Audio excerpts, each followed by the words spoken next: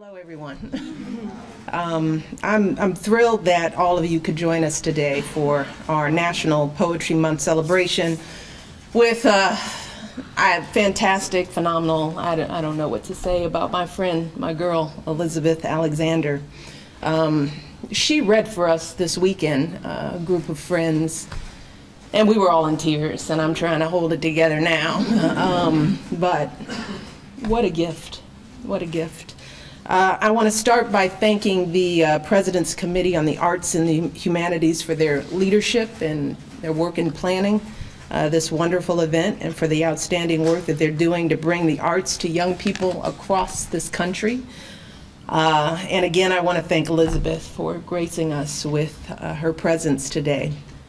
Now, you all have heard her read from her writing, which is powerful, so you don't need me to tell you that she is a genius. You know, what? It's pretty clear now. They're almost like, And for years, Barack and I have just treasured our friendship, and we've been spellbound with your talent. And as for her book, The Light of the World, you know, it just takes your breath away. Somehow through this beautiful memoir, Elizabeth has been able to find her way through a crushing grief over the loss of her husband, our friend Fikre. Hers was the kind of grief that would leave most of us unable to function normally.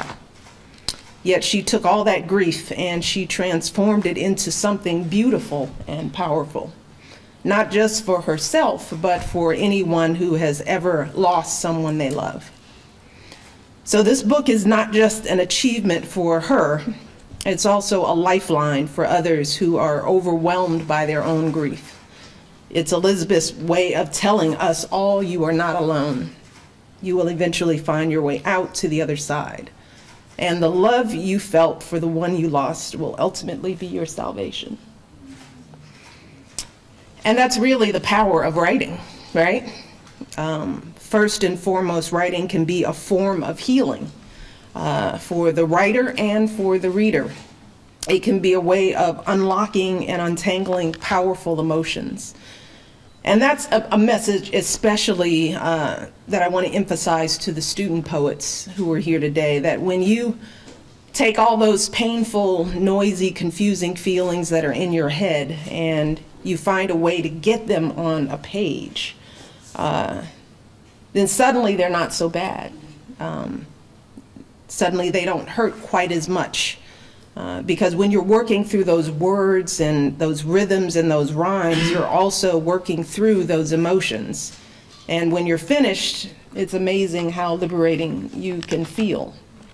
And that's true no matter what kind of writing that you do, whether it's poetry or journaling or short stories, even rap. Yes, rap. Because rap is definitely poetry. Snap, snap, snap.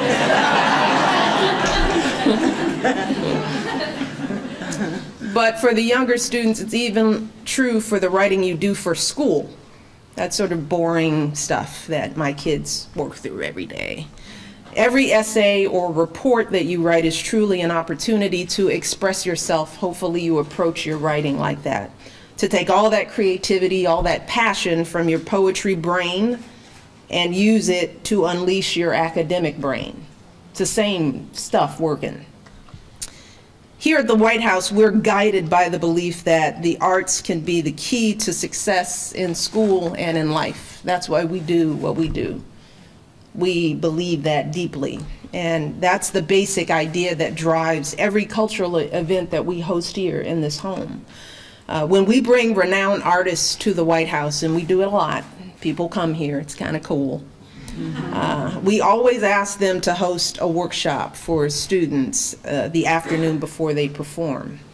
And that's exactly what Elizabeth did just a few hours ago with many of you, and she had a special workshop for the student poets. How'd you guys enjoy it? Great. Is it good? See, now that's sincere. That's like, it was palpable. It's like, it was so great. She's really cool, isn't she? And real smart. So you can be cool and smart and stylish and beautiful. Can have it all, right? And I know that for so many folks in this room, particularly folks on the committee, have devoted their lives to doing the exact same thing in schools across the country, working tirelessly to bring arts education to our young people. And I can't stress enough how important that work is. Can't stress it enough, because we know that kids who are involved in the arts have higher grades, higher graduation rates, higher college enrollment rates, and on and on and on. Arts is not a luxury, you know. Everyone needs it. So really, arts education is the reason why so many kids in this country get out of bed every day. It is the only thing that gets them snap, snap, snap. Come on. So here's what we do. We hook them with the arts, and once we get them into those classrooms, then we can teach them some of that other stuff they don't really like. Math, history, all that stuff. So we're not just shaping the future Elizabeth Alexanders of the world, but also the future lawyers and teachers and scientists and historians and business leaders. It's all connected. And what I want to end today by simply saying is thank you to all of you in this room, to Elizabeth, our teachers, to all the folks who are dedicated to that vitally important work, because too many kids in our country will never experience this. They will never learn how to write a poem. They will never learn how to appreciate the works of any of the great poets. They will never play an instrument. They will never, you know, be in a band or sing in a choir. And that's something I want the young people to understand, is that you all are blessed just by being in this room. You are blessed. And because you are blessed, it is now your duty, Madeline, we talked about this the last time you were here, is to pass it on. Yeah. Pass it on. That's your job. That's the rent you are paying for sitting in these seats, especially our Yale students, because you're coming up next. You guys have got to find the young people in your world, and you got to pull them in and give them these opportunities and to expose them, because this kind of stuff saves lives. We see it every day. It does. Snap, snap.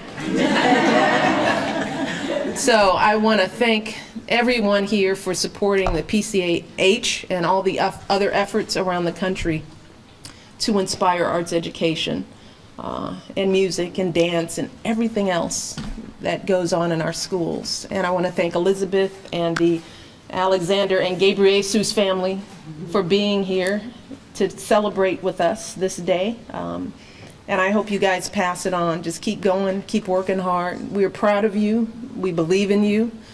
We expect you to be inhabiting this home. Somebody out here has the potential to be standing here doing this stuff in a few years. So get to work, all right? Thank you all. God bless.